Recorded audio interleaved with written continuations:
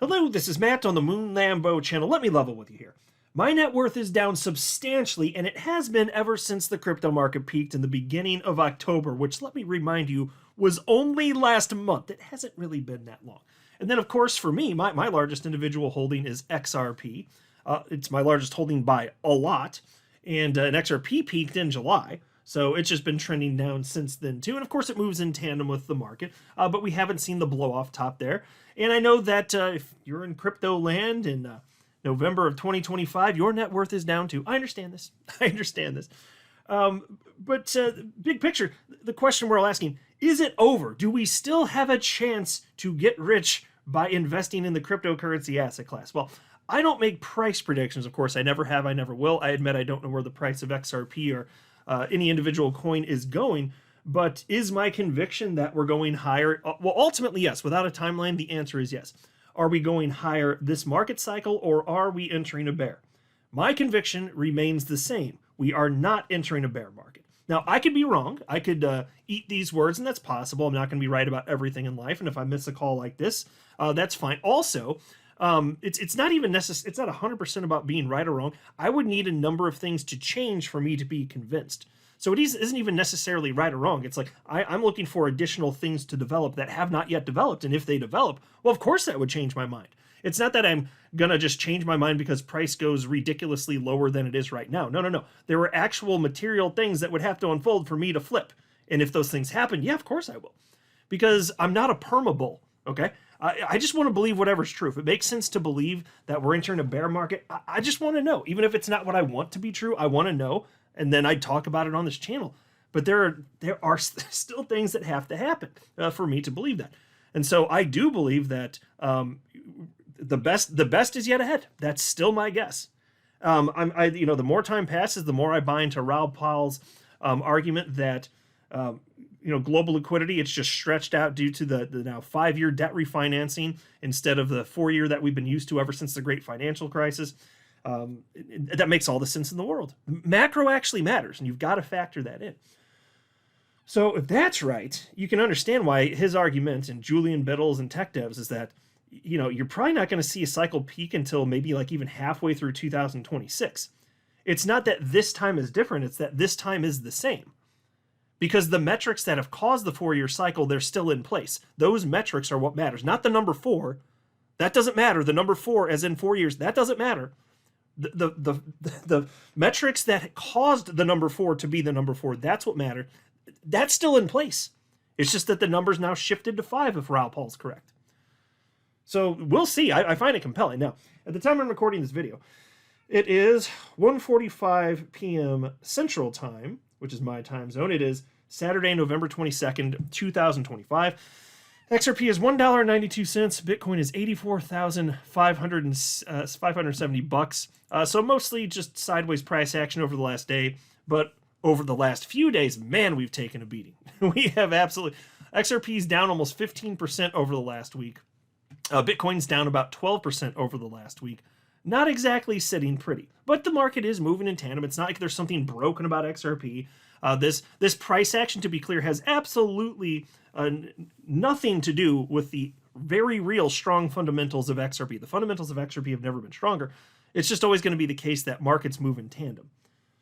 And then you have this post from chart analyst Cryptolica. This is a fascinating one. This is XRP, of course. Market value to realized value ratio, MVRV.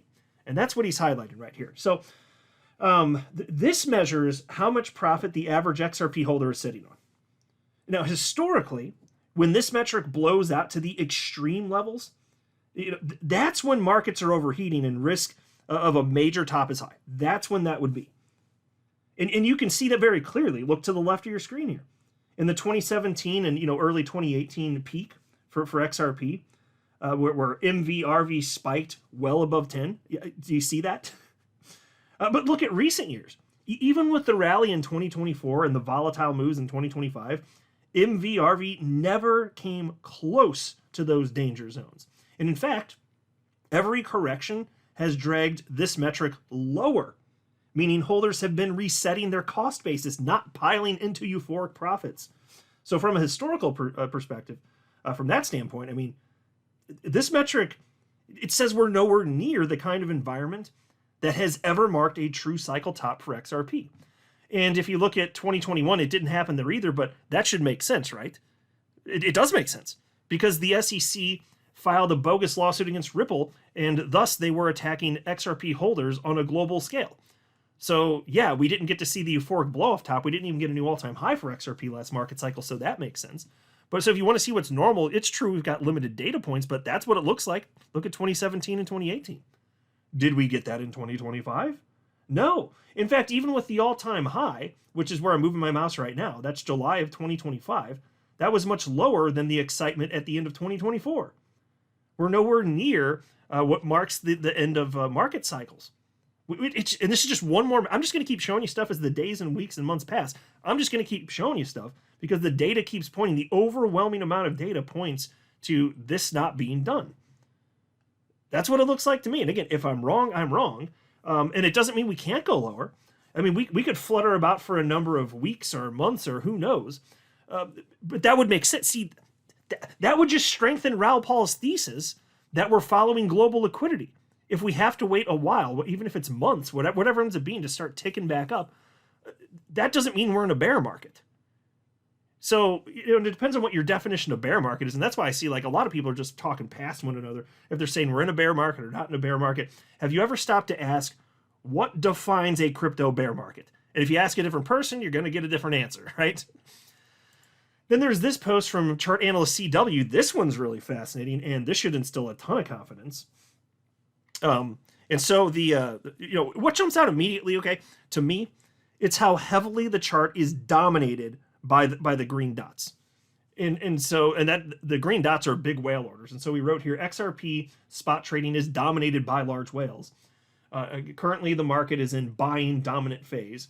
Whales are accumulating XRP. And so then red would be a retail order, smaller, and then normal would be somewhere in between, kind of like mid-sized orders, right? And so the green dots, again, those are the huge whale orders. And the retail size orders, they barely even register. And so this tells you the majority of current spot activity, it is being driven by large players, not small traders. He is right about that. That's just data. And this comes from CryptoQuant. It's not exactly some sort of a fly-by-night on-chain analytics firm. They're well respected. They properly collect data. And then he's got a second chart here. Let me pull that up. So the second chart, XRP Ledger Spot Taker CVD, cumulative volume delta 90-day.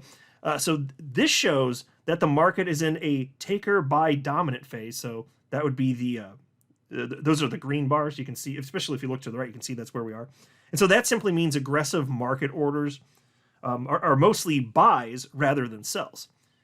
And so, look, this makes it obvious that it's whales who are responsible for that buy-side dominance. They're the ones stepping in and absorbing supply. The whales are the smart money, and whales do not get wrong-footed. Okay? It doesn't mean that whales are buying the literal bottom, but they do not get wrong-footed. If it weren't, roughly speaking, the time where it made sense to be engaging in purchase, they just wouldn't do it. They just wouldn't do it. And, the important nuance is that whale accumulation, it doesn't have to mean, of course, and it doesn't, it almost never means instant moon candles. Like, that's not how this works. It almost never means that. And you see a lot of this, it's OTC transactions, which won't slam the order book. So to me, it looks like classic mid-cycle accumulation. It's just big money quietly loading up while sentiment is still harsh. And look at when the whales place their orders. Like, even if you just look back towards, like, say, the second half of 2024, where I'm moving my mouse right here, look at this. You see that whales are dominating right here? What happens after that? Rocket ship in November. Look at that. Look at that rocket ship. You see that? Whales stop buying. They stop buying. And then you hit the local peak in January. XRP hit the all-time high of, I believe it was $3.35. Finally hit a new all-time high. Who's buying up there? Not whales. But then price came down. Do you see how they started buying as price came down? And then they spent half a year accumulating. Do you see this? They spent half a year accumulating, and then price started going up, and there's less and less whales, and then it goes to the peak, and there are no whales purchasing. Do you see that? Then what happened? Look at this. Price comes down. Who started buying again? That's right. Whales have been buying this whole way down. Look at this. Do you see this? It's just data, folks. Why are they doing that? It's because they think it's going to go way freaking higher and the party's not over. That's why. That is exactly why they're doing it. It's just data, folks. So if you're wondering, like, is this done? I mean, nobody knows for sure. And yeah, I could be wrong. I always acknowledge that. And if I am, look, I'm a humble Midwest dude in the United States. If I'm wrong, I'll just say, well, I guess I got it wrong. Life goes on, and that's possible. I'm going to get stuff wrong sometimes. But just, why should I believe we're in a bear market? The majority of data out there, so far as I see it, because I follow a ton of analysts, the overwhelming amount of data, and especially if you factor in macro, supports us not entering a bear market. What it screams is mid-cycle correction to me. That's what this data screams, okay?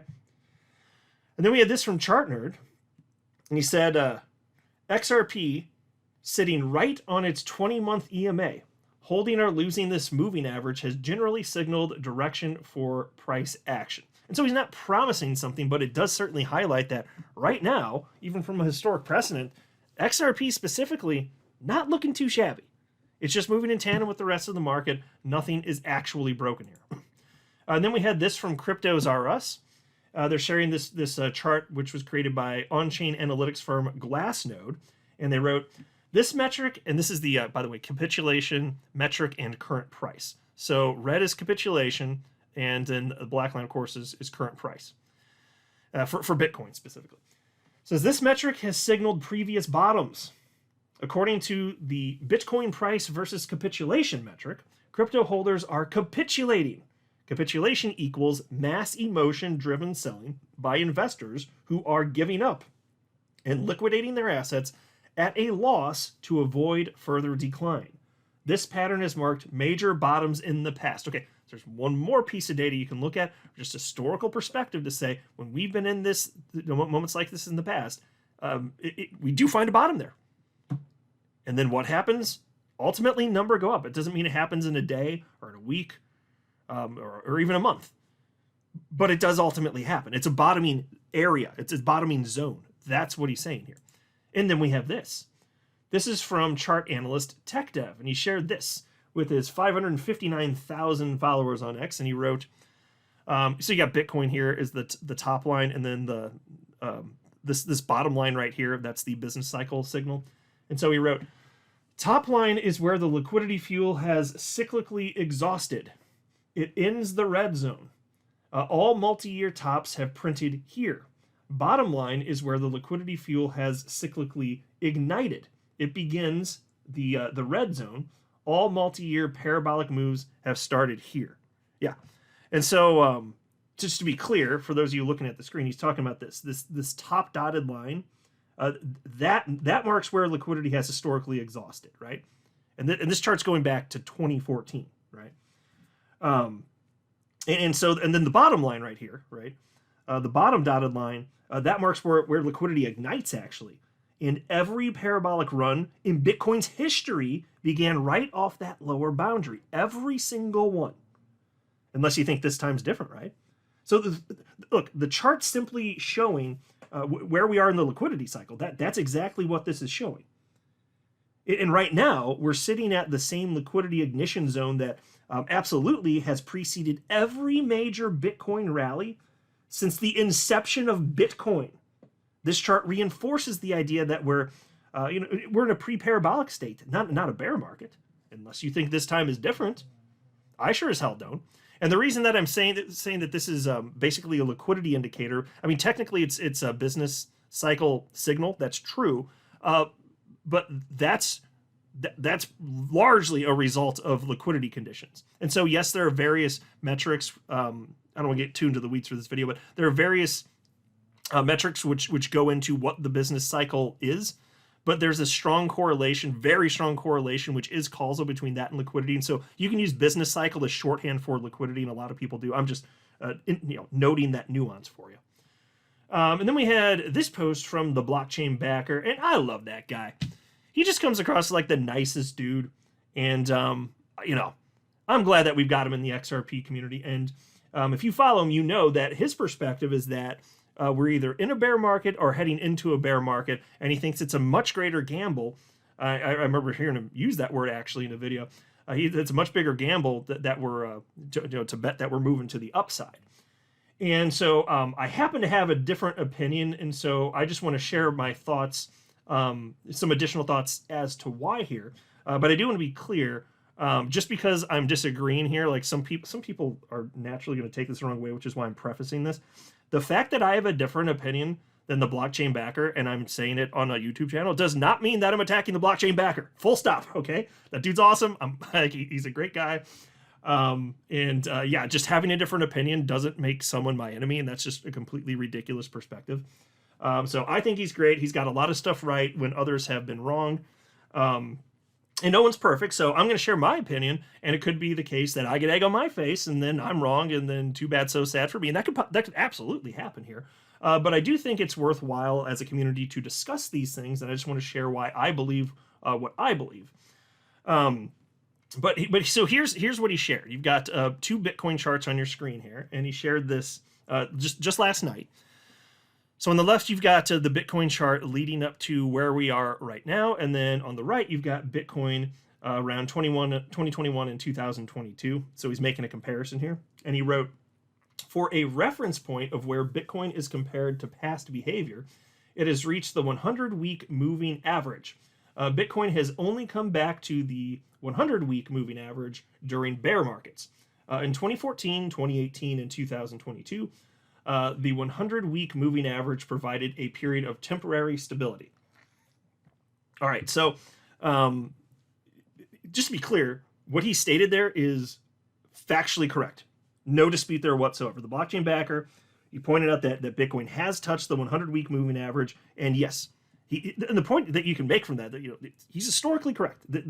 Yes, the answer is yes. That level has only been hit during past bear markets. No controversy there whatsoever. And so given he already believes we're either in a bear market or heading into one, that's what he thinks is by a lot the most probable. That's he's made that pretty clear. It makes sense that he's highlighting the metric that supports that view, but we also do have to look at the entire data set, not just the piece that fits the narrative. And so since I personally, of course, am not a chart guy, and I do not want to be one because that would bore me to tears, what I do is I follow lots of reputable chart analysts, blockchain backer, of course, being one of them, and people that have great track records. That does include the blockchain backer. And by doing that, the point is that I end up with a broad variety of perspectives. And since I do that, I know there are a lot of additional important metrics and data points to consider. And I think when you zoom out, just almost everything else says that this moment is a mid-cycle correction and not a new bear market. I mean, think about this. ETF flows remain strong, which doesn't happen during macro tops. In fact, yesterday, a record high was hit. Did you guys know that? In fact, take a look. I actually got a separate tab for that. Look at this. This was shared by Eric Balkunas. And of course, he is the, what's his title here? Senior ETF analyst for Bloomberg. And so he shared the data that's on your screen here, and he wrote, eruption. Eruption in volume for the Bitcoin ETFs. All-time record set today with $11.5 billion as a group. IBIT was $8 billion of that, which was all-time record for it. Wild, but also normal whenever an ETF or category is going through it, volume is elevated. ETFs are liquidated release valves. But do you think that's a good thing or a bad thing? I mean, so this was reposted by Cryptos R Us, and they wrote, "You don't hit all-time high ETF volume in a dead market. Bitcoin is far from done." And it is true that there was a massive sell-off the day before, but yeah, that was a bloody day in crypto. It was a bloody day, frankly. Unless I'm twisting my days up, most of this week, frankly, has been very bad for traditional finance, the stock market. So I'm trying to think. Maybe it was Friday actually it was. So Friday was the green day for the stock market. I remember looking at it now. The S&P 500 was up. The Russell 2000 was up. NASDAQ 100 was up. But for the days leading up to that, it was pretty poor. And there was a day, maybe it was 2 days ago, because it's Saturday now. I think it might have been 2 days ago. There was like a massive sell-off. But still, overall, if you're looking overall, it's not like there's some mass exodus there. Just because there's like a bad day. It might have been like the biggest sell-off day ever for Bitcoin ETFs a couple days ago. But that doesn't change the overall state of things. And this is just one more thing that you can look at here. So I think that's true. And also, if funding hasn't reset into deep negative territory, does that matter? I think so. If this were the start of a real bear market, funding rates in the futures market would have completely reset into deep negative territory. And that's what always happens at true macro tops. Traders pile into shorts so aggressively that they're paying a premium just to stay short, and funding stays heavily negative for very long stretches of time. But that's not what we're seeing right now. Funding dipped during the correction, sure, but it never flipped into like the kind of sustained extreme negative levels that we've seen during actual bear market transitions like in 2014, 2018, and 2022. And that's because traders aren't positioning like a bear market's beginning. They aren't. That's not the behavior we're seeing. This is exactly the kind of funding behavior you get during a mid-cycle correction, not the start of a multi-year downtrend. Or in the case of crypto, I mean, like, fine, it's typically a year, but you usually get like a couple years, so it could be multi-year to where it's like not looking so hot, But,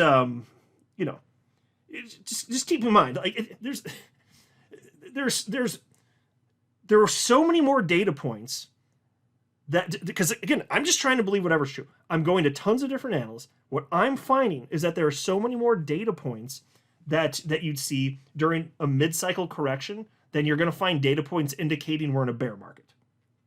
That's what it looks like to me. And by the way, not one of the major cycle top indicators is triggered. What about that? I mean, that alone puts us in different territory than 2014, 2018, or 2022. It just does. I mean, look at this. CoinMarketCap lists this, and you should check this like regularly. Crypto market cycle indicators. They got 30 listed here. Literally 0 of them have triggered. 0. So are they broken now because they all triggered in previous market cycles? They don't work anymore? And if they don't work anymore, what's the rationale for that? Why don't they matter anymore? Why is that broken? Somebody please just tell me. I haven't seen a good argument for that. And then, of course, the biggest argument, which, I mean, arguably anyway, this is why I always say you have to look at macro too. You can't just look at the charts. But it's something you absolutely must consider before coming to a strong conclusion about where we are in the market cycle. It's the state of global liquidity, which provides, again, in my mind at least, one of the strongest arguments that we're still in the middle of a cycle, rather than the end of it. Or even if you don't want to call the middle, like, fine, we're past the hump, but that's just a term that people tend to use, like a mid-cycle correction. Really what it just means is we've had a drawdown, but it's not the end of the cycle. You can still proceed up. That's what I really mean when I'm saying mid-cycle correction. But look, global M2 is rising, okay? Unquestionably, global M2 is rising. Central banks are easing. And rate cuts have begun worldwide, not just here in the United States. And we'll see what happens in December. Fine, maybe there won't be one in December, but we've gotten 2. And it's happening worldwide.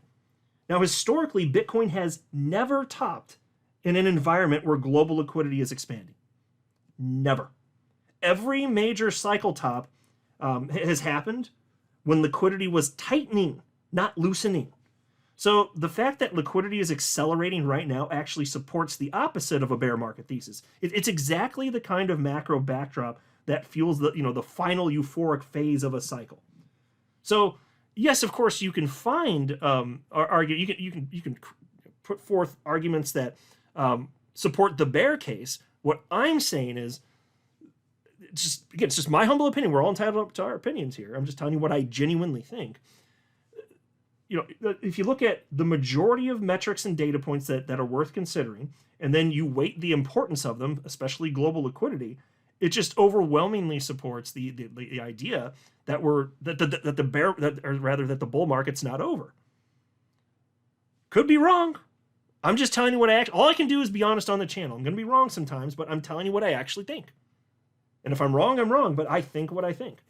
And it does mean we could leg sideways. I mean, based on global liquidity, if Raoul Paul is right, there are still some headwinds, but potentially ahead of us, including in traditional finance, by the way.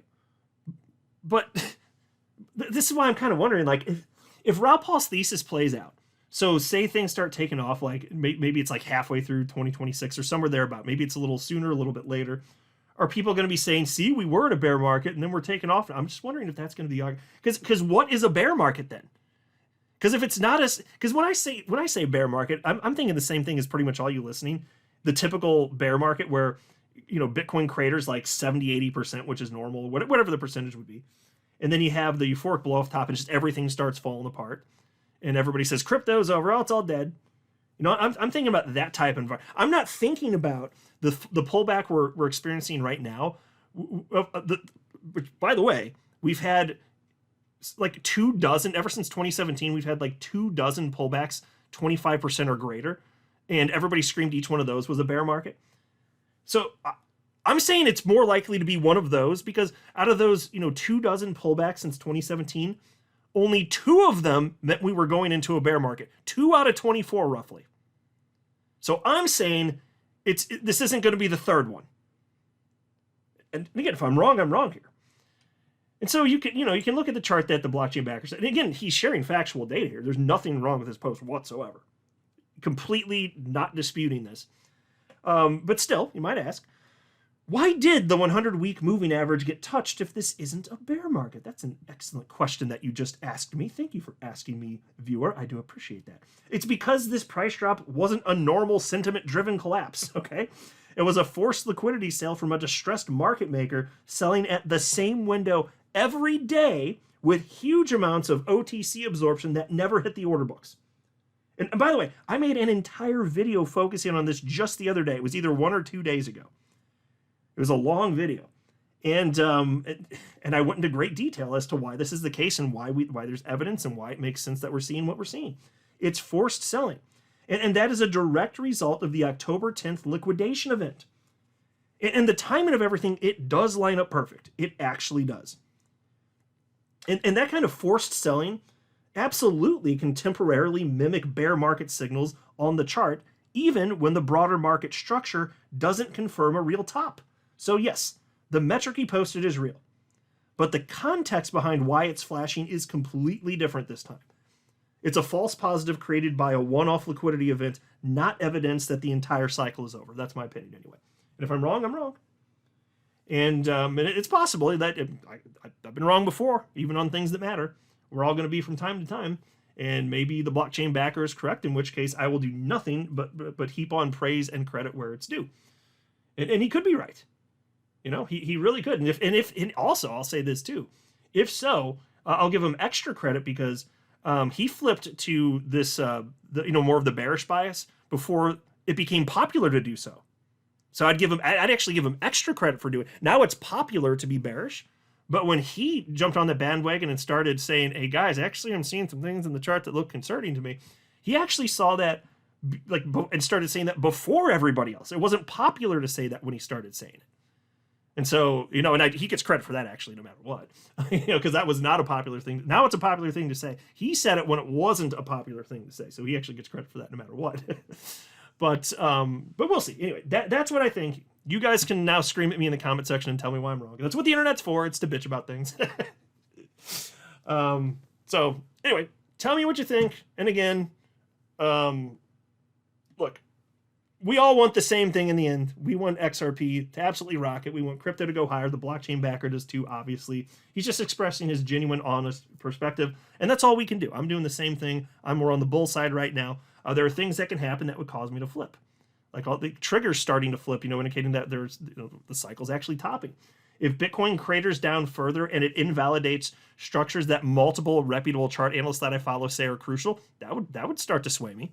Like, for instance, and I highlighted a few in a video, I think just yesterday, all sorts of analysts saying, hey, roughly $74,000 matters for this chart structure to play out and indicating that we're going higher. If that breaks, okay, that would persuade me too. There are a lot of things that could persuade me.